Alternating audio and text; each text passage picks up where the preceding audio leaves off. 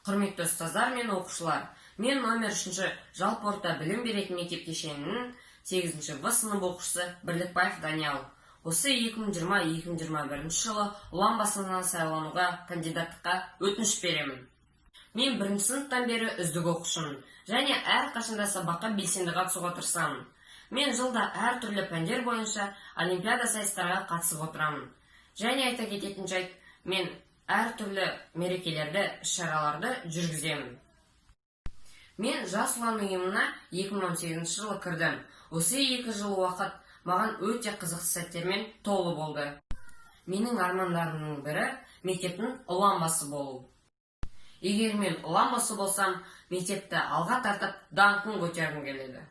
Менің қазіргі алға қойған мақсатым мектепті қызыл бестікке бітіріп, жоғарғы оқу орнына түскім келеді. Егер менің ұланбасы болғанымды қаласаңыз, астыға түсіп лайк басып, пікіріңізді комментарияға жаза кетіңіз. Назарларыңызға рахмет.